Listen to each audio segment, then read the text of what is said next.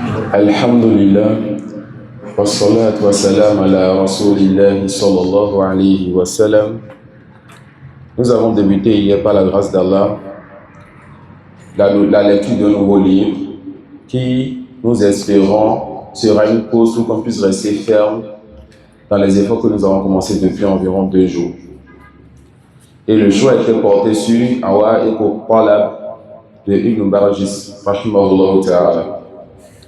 Nous avons vu hier l'une des premières choses qui pouvait empêcher l'étudiant en sciences de continuer le chemin qu'il a entrepris. Le deuxième point que l'auteur, rahimahullah ta'ala, il a cité dans son livre, Tarkul Amal, le fait de délaisser les œuvres. Tarku al-Amal, le fait de ne pas œuvrer avec la science que tu étudies.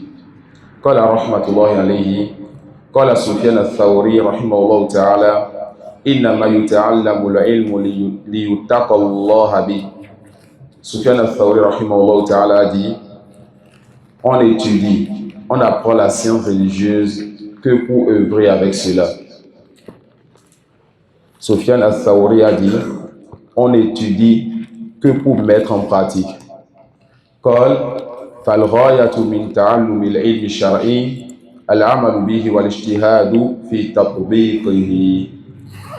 Le but et l'objectif, n'est-ce pas, qui est voulu de notre apprentissage de la science religieuse, c'est le fait de mettre en pratique cela, d'œuvrer, de faire des efforts pour pouvoir mettre en pratique tout ce que nous apprenons.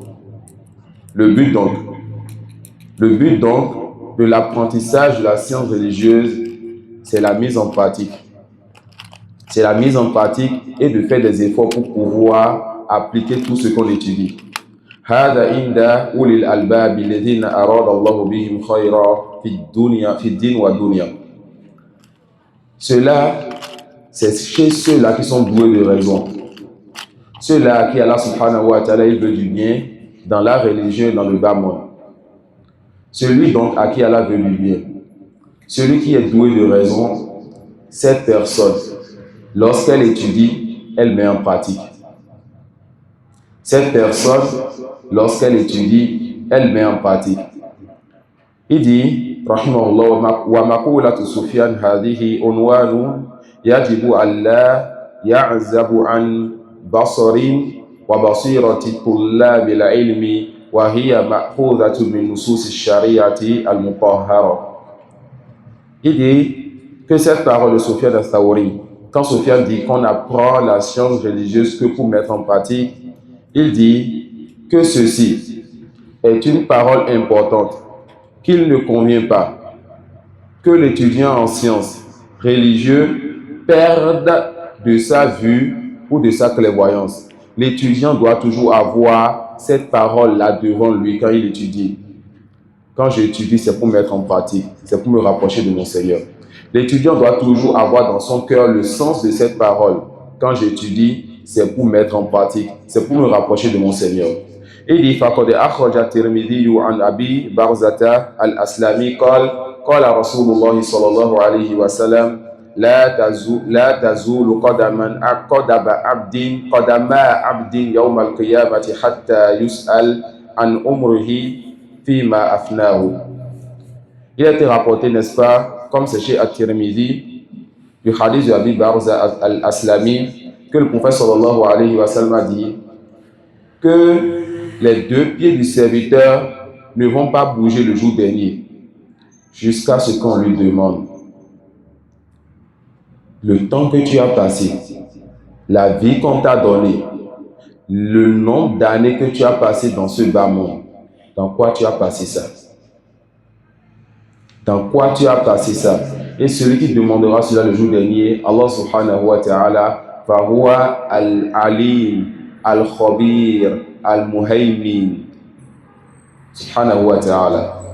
Des noms qu'il a, qui montrent qu'il a la connaissance et la science de toutes choses et qu'il sait tout ce qui se passe. Il demandera alors qu'il sait. Et il n'attend donc pas de ce serviteur une réponse. Car la terre sur laquelle tu es, ô serviteur d'Allah, témoignera le jour dernier. car tes membres, ô serviteurs d'Allah, témoigneront le jour dernier. Seigneur, il a délaissé le confort, le lit, malgré sa fatigue, pour aller à la mosquée et prier en diamant. Seigneur, il a pris le bien que tu lui as donné, cette voiture, pour aller faire tel péché dans tel endroit. Sache que tout ce qui est autour de toi, c'est Allah qui a créé. Et chaque chose témoignera pour toi ou contre toi le jour dernier. On le questionnera donc aussi sur sa science. Qu'est-ce qu'il a fait de sa science? Seigneur, j'ai étudié pour ton visage.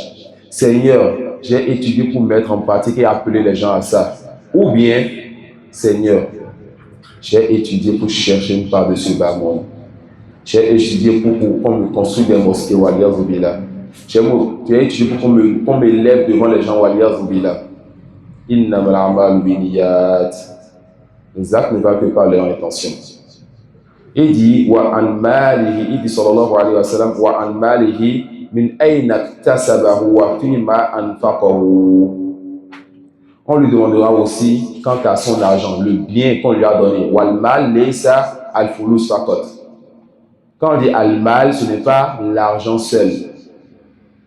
Quand on dit al-mal, c'est tout bien qu'Allah t'a donné. Allah te questionnera donc sur le bien qu'il t'a donné, le bien qu'il t'a octroyé. Ce bien-là, tu l'as obtenu d'où? Il t'a décrété que tu ne mourras pas jusqu'à ce que tu atteignes tel et tel parmi les biens de ce bas monde.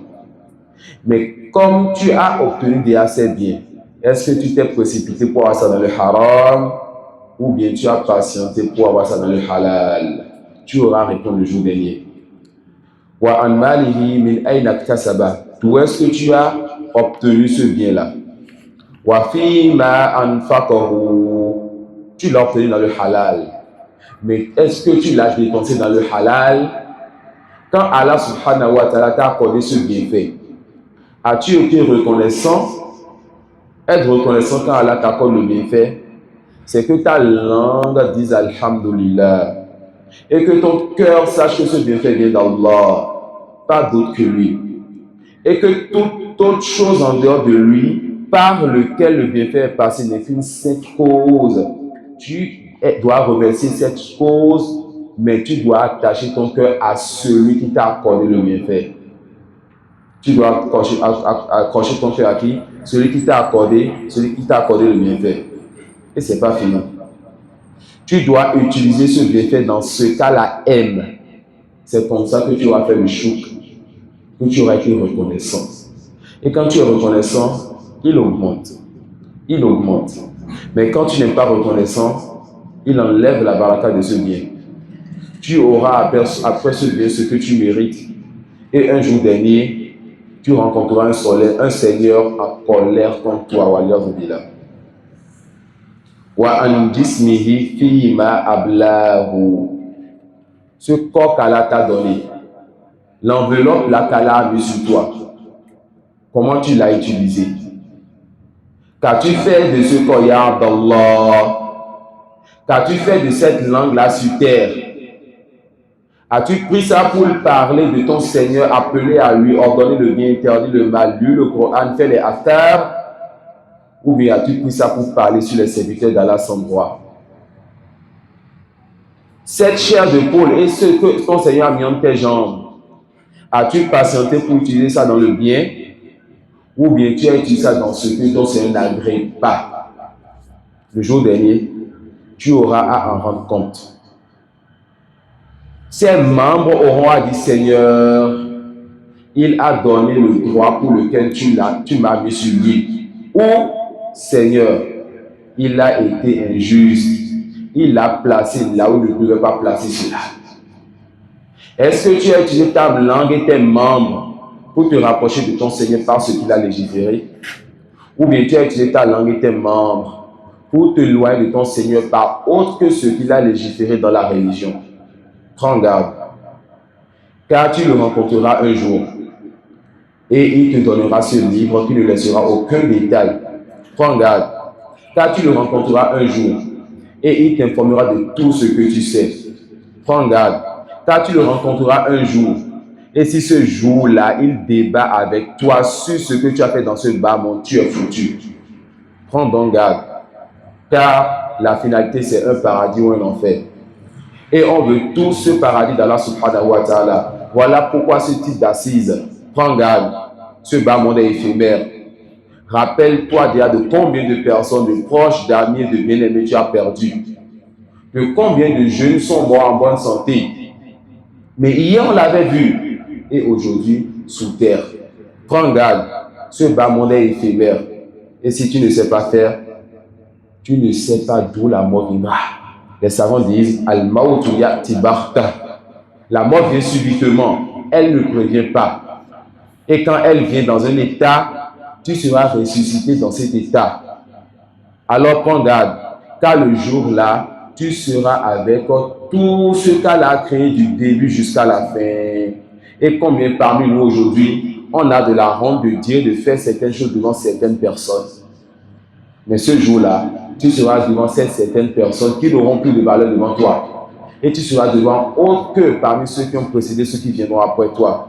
Tu seras devant Mohammed sallallahu alayhi wa sallam, ses compagnons et tous les messagers. Et surtout, tu seras devant Rabbul Alamin, le Seigneur de l'univers.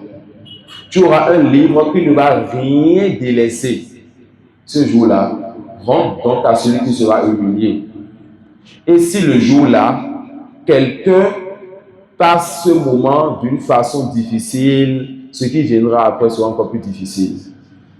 Alors préparez donc cette rencontre-là maintenant, en préservant ce qu'Allah vous a donné comme membre, langue, ce qui est entre vos jambes, vos pieds, où est-ce que vous allez avec, vos mains, qu'est-ce que vous touchez avec, votre cœur, vous avez quelle croyance et quelle conviction dedans. L'avez-vous attaché à Allah ou à autre que lui, car le cœur pour Allah. Quand on l'attache à lui, il raffermit cela. Et quand on l'attache à autre que lui, il n'a rien à faire de cela. Faya muqallib al-qulub, thabbit qulubana ala dini. Ensuite, l'auteur dit rahimahullah ta'ala, wa akhraj al-khatib nahwahu fi wa fihi wa an ilmihi madha amila bi.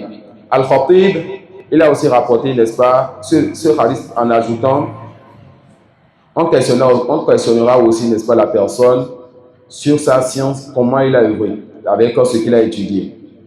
وفيه عن أبي درداء أنه قال لا تكون عالما حتى تكون متعلما.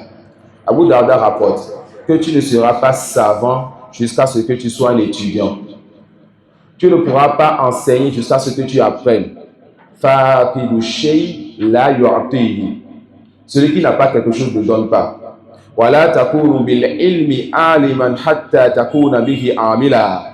Et tu ne seras pas en réalité un connaisseur, quelqu'un qui a la science, jusqu'à ce que tu mettes en pratique cette science.